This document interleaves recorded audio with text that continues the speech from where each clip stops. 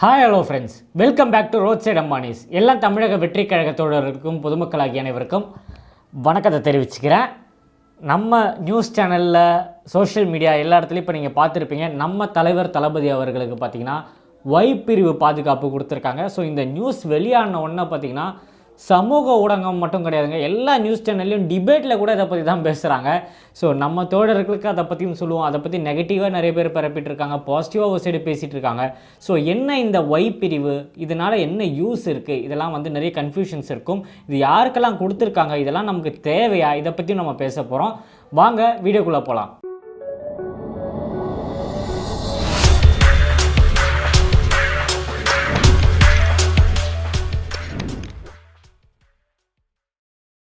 ஒரு செலிப்ரிட்டிஸுக்கு பொறுத்த வரைக்கும் பார்த்திங்கன்னா பாதுகாப்பு ரொம்ப ரொம்ப முக்கியம். அது வரும் சினிமா துறை மட்டும் சொல்லலை, செலிப்ரிட்டிஸ் என்னும்போது நிறைய துறையில் இருக்கிற செலிப்ரிட்டிஸ், சாம்பியன்ஸாக இருக்கட்டும், பாக்ஸிங் லெவலில் வந்தவங்களாக இருக்கட்டும், எல்லாருமே இந்த ஊடகம் வழியாக வந்து வெளிச்சத்துக்கு வந்து அப்புறம் எல்லாமே அவங்க எந்த இடத்துக்கு போனாலும் பார்த்திங்கன்னா ஃபோட்டோ எடுக்க வர்றது நிறைய பேர். அதுக்கு எதிர்ப்புகள் நிறைய இருக்குது. இப்போ ஃபேன்ஸ் மட்டும் சொல்ல முடியாது. நம்ம இப்போது ஒரு ஓட்டப்பந்தயத்தில் ஃபஸ்ட்டு வரவங்க இருப்பாங்க, செகண்ட் வரவங்க இருப்பாங்க, ரெண்டு பேருக்கு ஈகோஸ் இருக்கும். ஸோ அவங்களுக்கு ஒரு பாதுகாப்பு வேணும். இந்த மாதிரி பல விதத்தில் பல கேட்டகரியில் இந்த விஷயங்கள் இருக்குது. ஸோ இப்போ வந்திருக்க அந்த ஒய் பிரிவு பார்த்திங்கன்னா வெறும் பெரிய விஐபிஸுக்கு மட்டும்தான் கிடைக்கும். ஸோ இது அவ்வளோ ஈஸியெல்லாம் கிடைக்காது.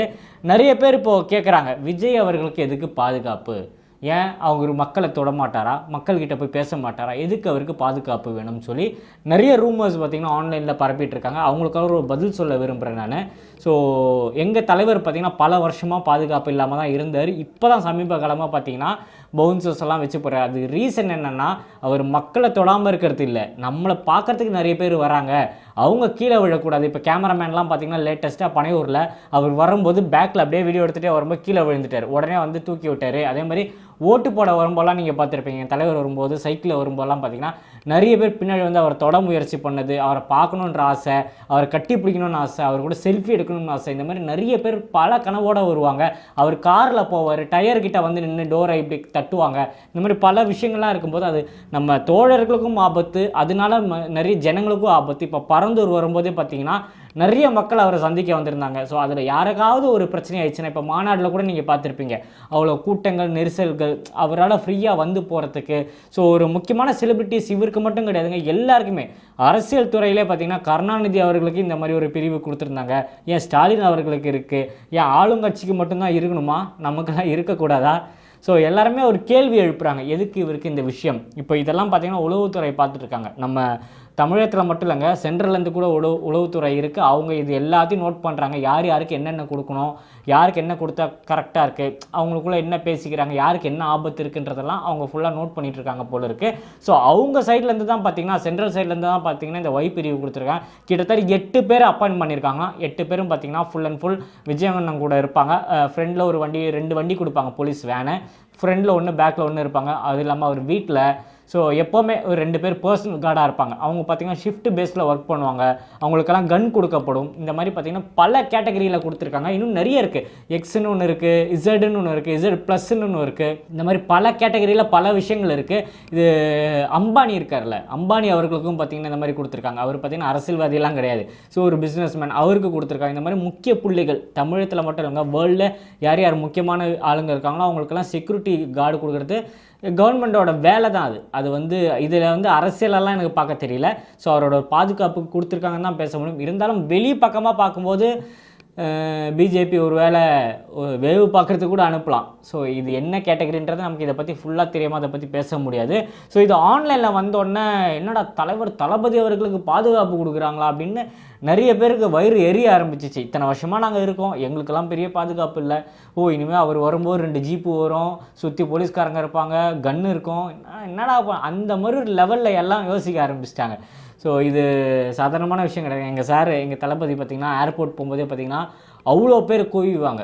ஆனால் அவரோட ஃபேம் அந்த மாதிரி. இப்போ பரந்தூர் போகும்போது பார்த்திங்கன்னா அவர் வண்டியில் நின்று பேசினார், அவர் இறங்கி மக்களை சந்திக்க விடலை, இந்த மாதிரி பல பிரச்சனைகள் இருக்குது. ஸோ இந்த மாதிரி கார்டெல்லாம் இருக்கும்போது அவருக்கு அந்த இஷ்யூஸ் எல்லாம் இருக்காது. ஆனால் நமக்கு எந்த அளவுக்கு பாசிட்டிவான மக்கள் ஆதரவு கொடுக்குறாங்களோ நெகட்டிவ் இருக்க தானே செய்யும். ஒரு இடத்துல நல்லது அதிகமாக இருந்ததுன்னா அந்த இடத்துல கொஞ்சம் கெட்ட விஷயங்கள் வரதான் செய்யும். ஸோ அதெல்லாம் எதிர்க்கிறது பார்த்திங்கன்னா நம்ம கூட தோழர்கள் எப்போவுமே இருக்காங்க. 24 மணி நேரமும் நம்ம தலைவர் வரும்போது அவரை சுற்றி நம்ம தோழர்கள் எப்போவுமே இருப்பாங்க. ஆனால் நம்ம தலைவர் மக்கள் பணிக்கு போகும்போது, மக்களை சந்திக்கும் போது யார் வேணால் நமக்கு ஆகாதவங்க.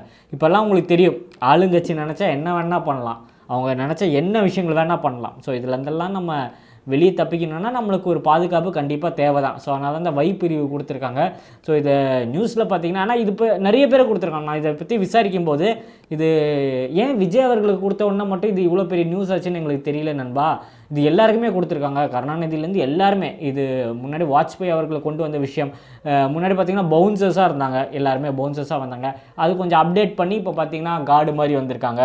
இது எல்லா தொழிலதிபர்களுக்கும் மேக்ஸிமம் அவங்களாம் பணம் கட்டி கேட்பாங்க, எனக்கு கார்டு கொடுங்கன்னு சொல்லி பணம் கட்டி கேட்பாங்க. முக்கியமான புள்ளிகள் தமிழகத்தில் முக்கியமான அரசியல்வாதிகள் எல்லாருக்குமே பார்த்திங்கன்னா கவர்மெண்ட் சைட்லேருந்தே தரும். ஸோ பேசிக்காக இது தமிழ்நாட்டோட கவர்மெண்ட் செய்ய வேண்டிய விஷயமா. ஸோ சென்ட்ரல்லேருந்து செஞ்சுருக்காங்க, வேறு வித்தியாசம் எதுவுமே இல்லை அப்படின்றாங்க. ஸோ பார்க்கும்போது நம்மளோட பவர், நம்மளோட தலைவர் தளபதியோட பவர் என்னன்னு தெரிஞ்சிருக்கும், ஒரு பொலிட்டிஷியனோட பவர் என்னன்னு தெரிஞ்சிருக்கும். நிறைய பேருக்கு கிடச்சிருக்காங்க இந்த கார்டு விஷயங்கள், இந்த பிரிவு பிரிவு நிறைய பேருக்கு கிடச்சும் இவ்வளோ எக்ஸ்போஸ் ஆகலை. விஜய் அவர்களுக்கு கிடச்சோன்னா கொண்டாட்டமாக இருக்குது எல்லா நியூஸ்லையும். இப்போ கூட நீங்கள் யூடியூப்லலாம் நியூஸ்லாம் வச்சு பாருங்கள், இதுக்கு டிபேட்டு, விஜய் அவர்களுக்கு பிரிவு வேணுமா வேணாமான்னு ஒரு டிபேட்டு. ஒரு சைடு டிஜிபி கிட்ட போய் இன்டர்வியூ எடுக்கிறாங்க, இது வந்து கொடுத்துருக்காங்க, இதை பற்றி என்னன்னு கேட்குறாங்க. இன்னொரு சைடு 4-5 பேர் சேர் போட்டு உட்காந்து பேசுகிறாங்க. ஸோ இதெல்லாம் பார்க்கும்போது ஒரு பவர்ஃபுல் லீடருக்கு ஒரு விஷயம் நடக்கும்போது தமிழகத்தில் முக்கியமான ஜேர்னலிஸ்டெல்லாம் இதை பற்றி பேசுகிறாங்கன்னும் போது கொஞ்சம் வியப்பாக இருந்தது. ஸோ எனக்கு ரொம்ப சந்தோஷமாக இருக்குது. இனிமேல் நம்ம தலைவர் வரும்போது ஒரு ஃபோர்ஸ்ஃபுல்லான ஒரு டீமோட வருவாருன்னு நினைக்கிறேன். ஸோ ரொம்ப சந்தோஷமாக. அது மட்டும் இல்லாமல் நமக்கு ஆல்ரெடி துபாயிலேருந்து நிறைய கல்வி விருதுக்கெல்லாம் நீங்கள் எல்லாருமே பார்த்துருப்பீங்க. நம்ம தலைவர் வரும்போது எப்போவுமே இப்போ ஒரு 2-3 பேர் இன்சார்ஜ் இருக்காங்க. அவங்க எப்போவுமே அவங்க ஷூட்டிங் ஸ்பாட்லேயே இருப்பாங்க. கேரளா போகும்போதும் சரி, தமிழகத்தில் ஷூட்டிங் நடக்கும்போது அவங்க எப்போவுமே நம்ம தலைவர் கூட தான் இருப்பாங்க. ஸோ இனிமேல் அடிஷ்னலாக ஒரு டீமும் வருதுன்றாங்க. ஸோ அவங்க வந்த அப்புறம் எப்படி இருக்க போகுது, நம்ம தலைவர் அந்த டீமோட நடந்து வரும்போது எனக்கு ரொம்ப கூஸ் பம் மூமெண்ட்டாக இருக்குது. இப்போவே நம்ம சிஎம் அவர் வரும்போது கார்டோட வரும்போது எப்படி இருக்குன்னு ஒரு இமேஜினேஷன் இருந்தது. அது இப்போவே நடக்குதுன்னும் போது ரொம்ப சந்தோஷமாக இருக்குது. எல்லாம் அமைஞ்சிச்சுங்க. இன்னும் ஒன்று மட்டும்தான், அவர் சிஎம் ஆகிட்டாருன்னு வைங்களேன், அந்த ஒரு வாக்கு, அந்த கூட காட்ஸ் வரும்போது அவரோட அந்த வாக்கு பார்க்கும்போது சிங்க நடையெல்லாம் பார்க்கணுன்னு ரொம்ப ஆவலாக வெயிட் பண்ணிகிட்ருக்கேன். ரொம்ப தூரம்லாம் இல்லைங்க, கொஞ்ச நாள் தான். 2025 ஆயிடுச்சு, 26ல் எல்லாமே மாறப்போகுது. ஸோ அதுக்கு உழைப்போம், மக்கள் சேவையை நல்லா செய்வோம், மக்கள்கிட்ட ஆதரவு வாங்குவோம். நம்ம தலைவர் தளபதி அந்த இடத்துல நம்ம உட்கார வைப்போன்றதில் நான் உறுதியாக இருக்கேன். ஸோ நீங்கள் இந்த பிரிவு நம்ம தலைவருக்கு கொடுத்ததை பற்றியும் நீங்கள் இதை பற்றியெல்லாம் என்ன நினைக்கிறீங்க, இது எதுவாக இருக்கும், இந்த சைடு இருக்கிற கேமாக இருக்கா, அந்த சைடு கேமாக இருக்குமா, இல்லை இது ஓகேவாக இருக்கா, எல்லாம் நம்ம பார்க்குற சப்ஸ்கிரைபர்ஸுக்கு தான் தெரியும். ஸோ தெரிஞ்சிருந்தால் கமெண்ட்டில் தெரியப்படுத்துங்க. நிறைய பேர் பார்த்திங்கன்னா சப்ஸ்கிரைப் பண்ணாமலே நம்ம சேனலை பார்த்துட்ருக்கீங்க. கீழே பார்த்திங்கன்னா ரெட் கலரில் ஒரு பட்டன் இருக்கும், கிளிக் பண்ணி சப்ஸ்கிரைப் பண்ணிக்கோங்க. பக்கத்தில் ஒரு பெல் பட்டனும் இருக்கும், அதையும் கிளிக் பண்ணுங்கள். அப்போ தான் நான் போடுற வீடியோ உடனே உங்களுக்கு நோட்டிஃபிகேஷன் வரும். ஸோ பரவலாக பார்த்தீங்கன்னா நிறைய பேர் சொல்கிற விஷயந்தான், வீடியோஸ்லாம் பார்க்குறேன்ட்டு. ஸோ நீங்கள் சப்ஸ்கிரைப் பண்ணால் தான் நான் அடுத்தடுத்து போடுற வீடியோஸ் உங்களுக்கு உடனே நோட்டிஃபிகேஷன் வரும். உயிர் உள்ளவரை தமிழக வெற்றி கழகத்தை பற்றியும் எங்கள் தலைவர் தளபதியை பற்றியும் பேசிக்கிட்டே இருப்பேன். இன்னும் நிறைய வீடியோவில் சந்திப்போங்க. டாடா, டேக் கேர், பாய். நான் உங்கள் ஏஜே. நன்றி.